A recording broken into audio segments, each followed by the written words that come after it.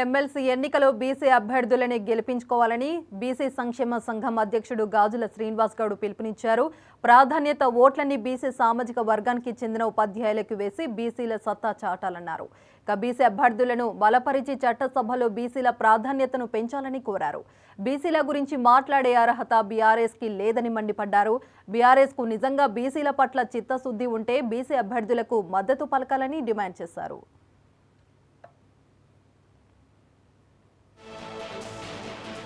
BC సంఘాల నేతలు, కుల సంఘాల నేతలు, ఉద్యోగ ఉపాధ్యాయ సంఘాల నేతలతో కలిసి ఆవిష్కరించడం జరిగింది. ఈ సందర్భంగా ప్రస్తుతం తెలంగాణ రాష్ట్రంలో బీసీ ఉపాధ్యాయ సంఘం చాలా బలోపేతంగా ఉన్నది. బీసీ ఉపాధ్యాయ సమస్యల పట్ల ఎప్పటికప్పుడు బీసీ ఉపాధ్యాయులకు డిమాండ్ల పట్ల, బీసీ ఉపాధ్యాయుల పట్ల ఆకాంక్షల పట్ల కంటిన్యూగా ఎప్పటికప్పుడు పోరాడుతూనే వస్తుంది.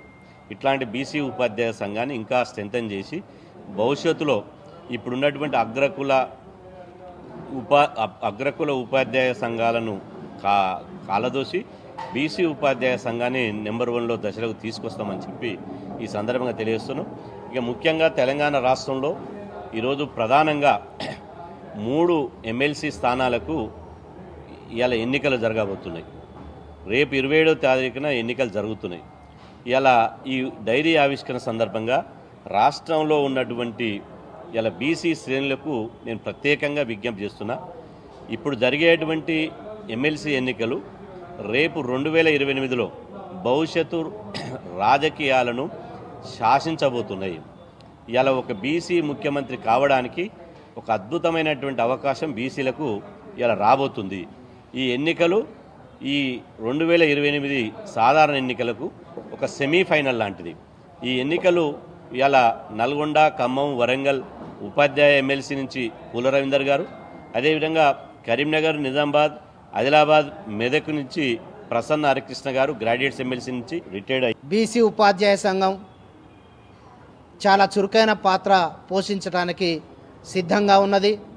విద్య, ఉపాధి అవకాశాలను కల్పించడం మరియు మా పోరాటం చేసేటువంటి బీసీ నాయకులకు మేము మద్దతునివ్వడం, వారికి సమన్వయంతో పనిచేయటం మేము ఇప్పుడు నిర్ణయించుకున్నటువంటి విధానం.